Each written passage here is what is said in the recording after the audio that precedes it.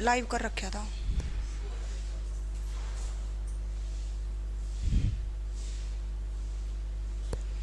Good evening भाई सभी को, वेलकम है आप सभी का इस प्यारे से प्लेटफॉर्म पे।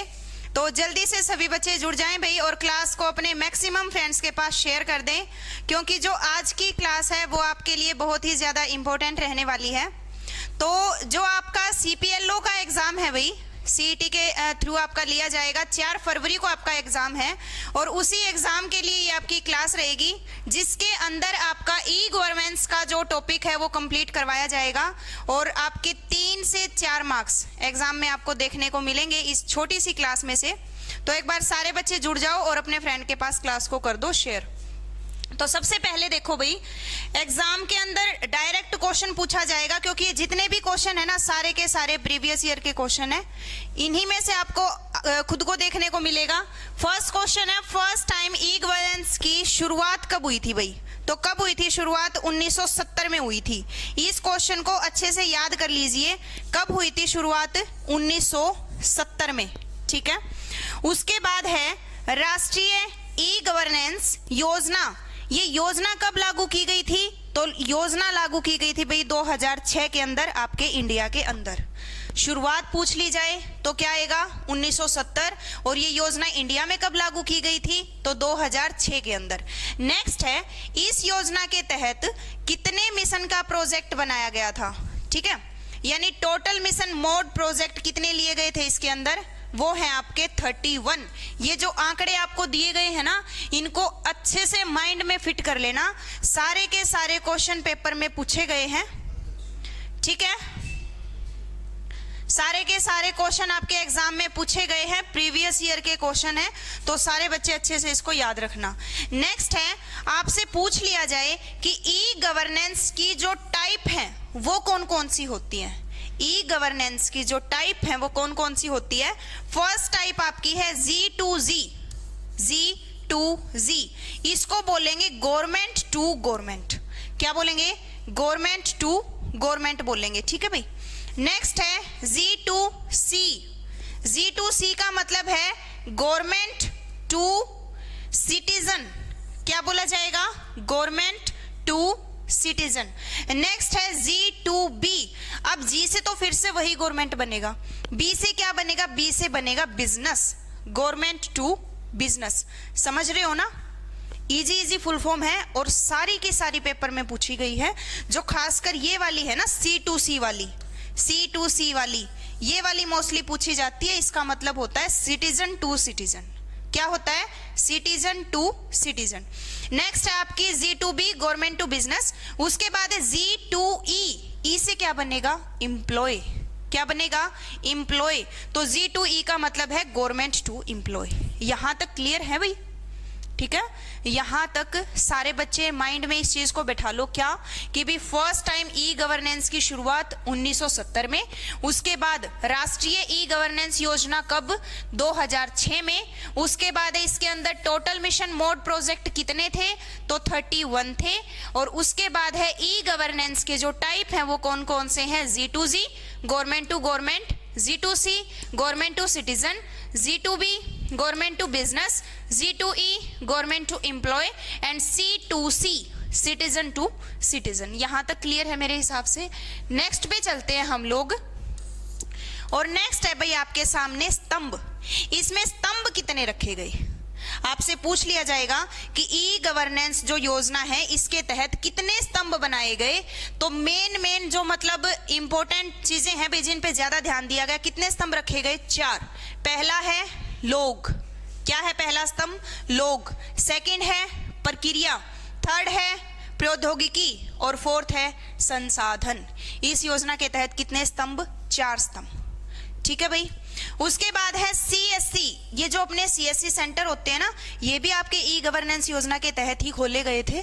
तो पहली बात तो कौन सा ऐसा बच्चा है जिसको हम रोज जाते हैं CSC सेंटर? हम बहुत सारे CSC सेंटर देखते हैं, पर रियल में दिल से एक बात बताओ कि जो CSC सेंटर है, क्या अब कभी आपने ये सोचा है इसकी फुल फॉर्म क्या है? और एग्जाम में देखने को मिलती है। CSC सेंटर की फुल फॉर्म एग्जाम में देखने को मिलती है। तो क्या आ जाएगा? CSC का मतलब है कॉमन सर्विस सेंटर। क्या है? कॉमन सर्विस सेंटर 2009 के अंदर शुरुआत की गई थी।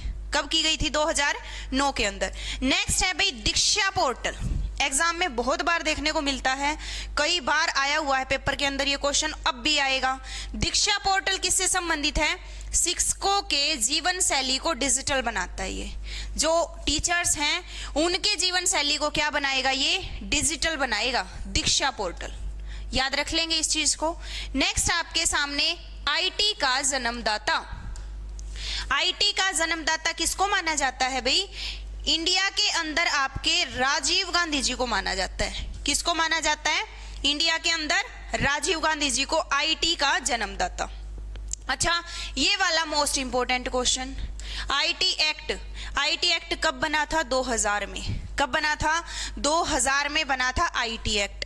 नेक्स्ट है, अब ये जो सारी चीजें बताऊंगी ना मैं, ये कोई भी एग्जाम आ जाएगा, कोई भी, उसके अंदर पक्का आपको देखने को मिलेगा।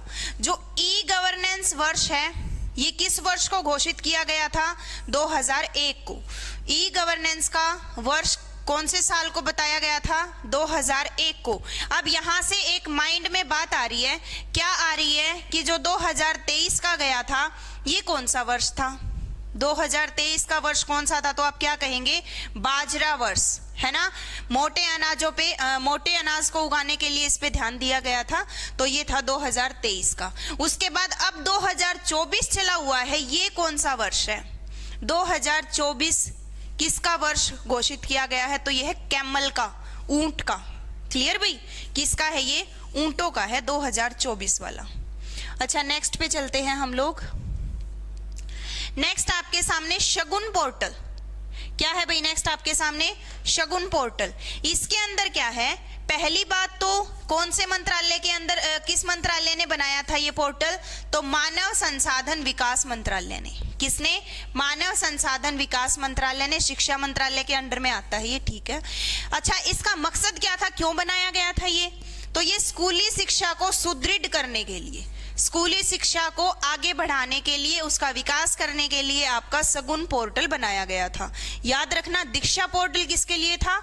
टीचर्स के लिए था, उनके लाइफ को डिजिटल बनाने के लिए। और शगुन पोर्टल किसके लिए है? स्कूल में जो शिक्षा दी जाती है उसको सुदृढ़ बनाने के लिए। नेक्स्ट है भाई आपके सामने, प्रशासन के कार्य में सूचना व संचार प्रौद्योगिकी का प्रयोग। तो ये किसने? ई गवर्नेंस, ठीक है। ई गवर्नेंस का काम क्या होता है? ये प्रशासन के कार्य में क्या करती है? सूचना व संचार प्रौद्योगिकी का प्रयोग करती है। ओके भाई। नेक्स्ट आपके सामने भीम ऐप। भीम ऐप सभी लोगों ने सुना है, सबके फोन में मिलेगा भी। भीम ऐप सबके फोन में मिलेगा। पहली बात तो ये किसने किया था डेवलप? तो एनपीसीआई ने। अच्छा, एनपीसीआई की फुल फॉर्म क्या होती है ये आप लोग बताएंगे, ठीक है। एनपीसीआई ने डेवलप किया था इसको। और जो आपकी लॉगिन आईडी है तो वो क्या बनेगी? www.bhimupi.organization.in, ठीक है। तो इसको भी याद रखना आप सभी, www.bhimupi.org.in। Clear? Bhim app NPCI ने क्या किया था? इसको डेवलप किया था। नेक्स्ट है भी आपके सामने C.Vigil एंड इनकोर ऐप। दोबारा देख लीजिए, ये क्या है आपका? Vigil and encore app. इसका संबंध किससे है? तो इनका संबंध है आपका चुनाव आयोग से। किससे संबंध है? चुनाव आयोग से। ई गवर्नेंस के अंदर आपके यही पूछे जाएंगे, ये पोर्टल किसके लिए बनाया, ये ऐप किसके लिए किया, इस ऐप में पहुंचने के लिए क्या लिंक आपको डालना पड़ेगा। तो ये सारी चीजें आपको एग्जाम में देखने को मिलेंगी। नेक्स्ट है ई गवर्नेंस की टर्म में एनआईसी की फुल फॉर्म। वैसे तो एनआईसी की बहुत सारी फुल फॉर्म्स होती है, बट अगर हम ई गवर्नेंस की टर्म में देखें तो फुल फॉर्म क्या बनेगी? फुल फॉर्म बनेगी नेशनल इंफॉर्मेशन सेंटर। क्या फुल फॉर्म बनेगी? नेशनल इंफॉर्मेशन सेंटर, ठीक है, अच्छे से याद रखना। नेक्स्ट है 26वां राष्ट्रीय ई गवर्नेंस सम्मेलन। 26वां जो राष्ट्रीय ई गवर्नेंस सम्मेलन था, कहां पे आयोजित हुआ था? ये इंदौर में, मध्य प्रदेश के इंदौर में। और किसने किया था? ये प्रशासनिक सुधार एंड लोक शिकायत विभाग ने। किसने किया था? प्रशासनिक सुधार और लोक शिकायत विभाग ने। नेक्स्ट है भाई आपके सामने राष्ट्रीय ई गवर्नेंस पुरस्कार, और मोस्ट इंपोर्टेंट क्वेश्चन 100% देखने को मिलेगा, मोस्ट इंपोर्टेंट है, राष्ट्रीय ई गवर्नेंस पुरस्कार 2023। तो ये कौन सी योजना को मिला ये पुरस्कार? स्वामित्व योजना को। किसको मिला है? स्वामित्व योजना को। नेक्स्ट है, किसने लागू किया था? ये पंचायती राज मंत्रालय के द्वारा, ओके। और 2003 में शुरुआत, तो इसकी 6 श्रेणियों में ये पुरस्कार दिया जाता है। ये सारी चीजें याद रखेंगे। फिलहाल के लिए याद रखने का इतना है कि राष्ट्रीय ई गवर्नेंस पुरस्कार किसको? स्वामित्व योजना को मिला है। नेक्स्ट है, ग्रामीण विकास और पंचायती राज विभाग मंत्री। ये तो इजी सा क्वेश्चन है, मंत्री तो आप सभी को याद ही है। क्या पूछा है मैंने? ग्रामीण विकास एंड पंचायती राज विभाग के जो मंत्री है वो कौन है अपने? वो है श्री गिरिराज सिंह। कौन है भाई? श्री गिरिराज सिंह। नेक्स्ट है, इलेक्ट्रॉनिक्स विभाग की स्थापना।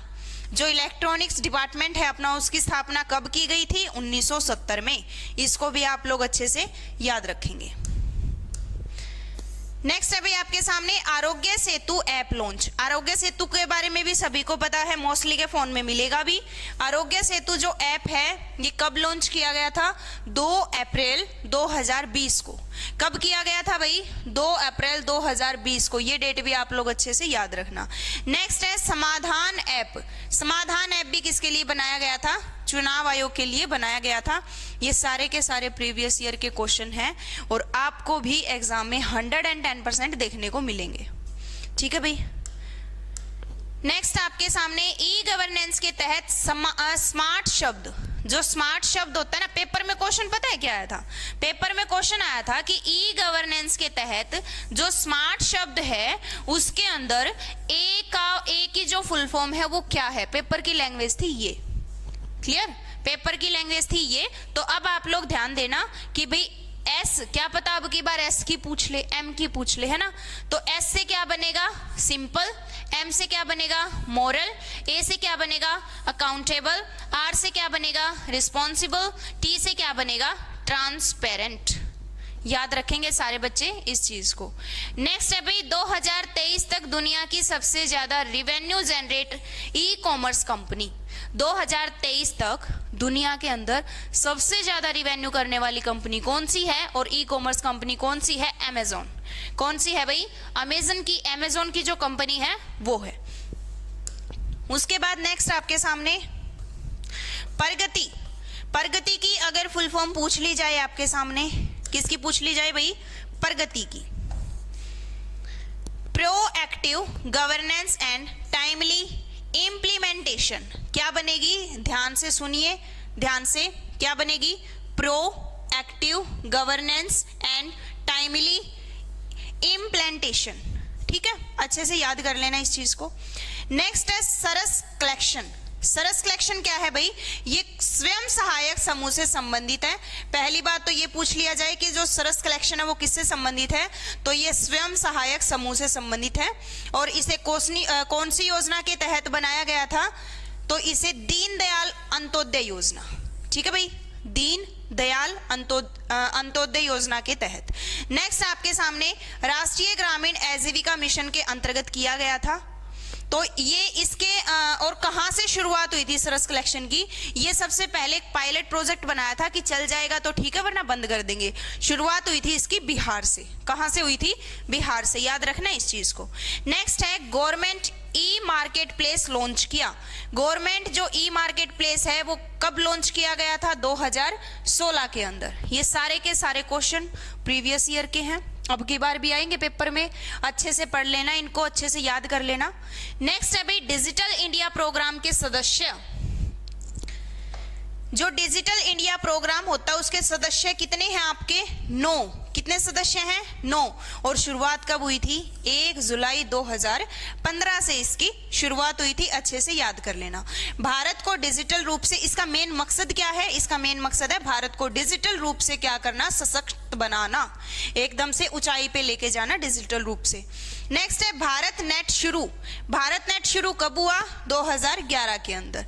कब? 2011। NOFN। अब NOF की फुल फॉर्म, जितने भी फुल फॉर्म बनाई है सबको इकट्ठी लिख लेना और फिर पेपर के अंदर देखना एक ना एक फुल फॉर्म आपको देखने को मिलेगी। नेक्स्ट है NOFN। NOFN की फुल फॉर्म है भाई नेशनल ऑप्टिकल फाइबर नेटवर्क। क्या है, national optical fibre network. Next है भाई आपके सामने प्रधानमंत्री ग्रामीण डिजिटल साक्षरता अभियान।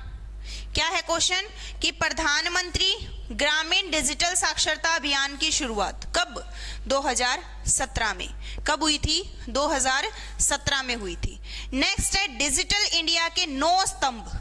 क्या भाई, जो डिजिटल इंडिया है ना, पेपर में क्वेश्चन पता है क्या आया था, ये स्तंभ है ना, आपने सीरीज वाइज याद करने। पहली बात तो है ये, पेपर में क्या क्वेश्चन आया था कि जो भारतीय क्या बोलते हैं डिजिटल इंडिया का 5वां स्तंभ, 5वां पूछ लेगा, 6वां पूछ लेगा, 7वां पूछ लेगा, ये आपको सीरीज में याद करने हैं। सिंपल सी बात है ये।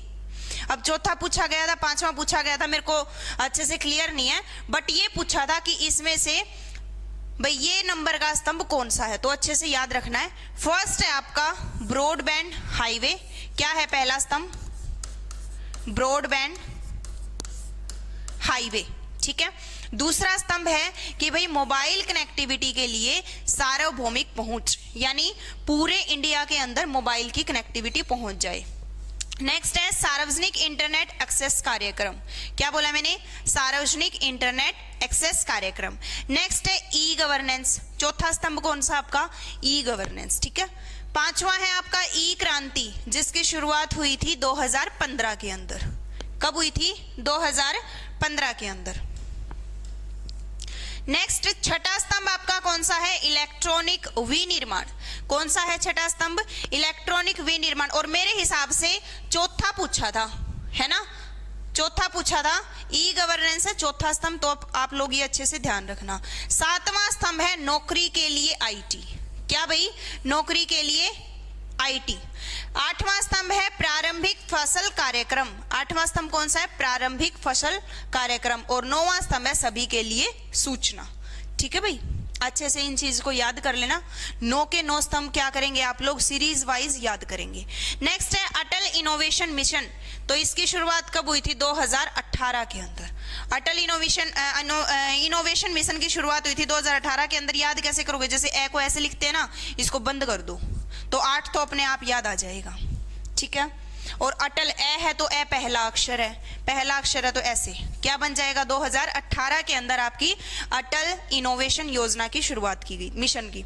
नेक्स्ट है पेंसिल ऐप। एक पेंसिल ऐप है, वो किससे संबंधित है, तो वो है आपका बाल श्रम से संबंधित, कि जो छोटे बच्चे हैं उनसे मेहनत मजदूरी नहीं करवानी चाहिए, वरना उसके तहत आपको सजा मिलेगी। तो पेंसिल ऐप हो जाएगा। किसने बनाया था ये, श्रम और रोजगार मंत्रालय ने, ठीक है भाई। नेक्स्ट है अब आपके सामने ई गवर्नेंस की शुरुआत। तो सबसे पहले शुरुआत कहाँ हुई थी भाई आपकी, ये हुई थी यूएसए के अंदर। कहाँ हुई थी, यूएसए के अंदर। नेक्स्ट है राष्ट्रीय ज्ञान नेटवर्क। राष्ट्रीय ज्ञान नेटवर्क, तो ये कहाँ शुरू हुआ, 2010 में नई दिल्ली में। कहाँ हुआ था, 2010 में नई दिल्ली में। नेक्स्ट आपके सामने कि जो आपके न्यायालय होते हैं, है ना, न्यायालय को सूचना व संचार प्रौद्योगिकी से जोड़ने के लिए एक योजना बनाई गई। उस योजना का नाम क्या रखा, ई कोर्ट योजना। क्या रखा भाई, ई कोर्ट योजना। तो याद कैसे करेंगे, जैसे न्यायालय को कोर्ट बोलते हैं ना, तो इस कोर्ट में आर को साइलेंट कर दो, कोर्ट योजना। क्या बन जाएगा, कोर्ट योजना, ठीक है। नेक्स्ट है जब एक पहल में बहुत सारी परियोजनाएं शामिल कर ली जाएं तो उनको क्या बोलेंगे, उनको बोलेंगे अम्ब्रेला परियोजना। क्या बोलेंगे भाई उसको, अम्ब्रेला परियोजना, ठीक है। तो ये आपका ई गवर्नेंस का एक छोटा सा टॉपिक था। आई होप आप सभी को एग्जाम में इसमें से क्वेश्चन देखने को 100% मिलेगा। तो अगर आपको क्लास अच्छी लगी है तो सारे के सारे बच्चे अपने मैक्सिमम फ्रेंड्स के पास, जिस बच्चे का भी हरियाणा पंचायत ऑपरेटर का एग्जाम है, तो उस बच्चे के पास क्लास को शेयर कर देना, चैनल को सब्सक्राइब कर लेना, ठीक है भाई। तो मिलते हैं नेक्स्ट क्लास के अंदर, तब तक के लिए टेक केयर, बाय बाय।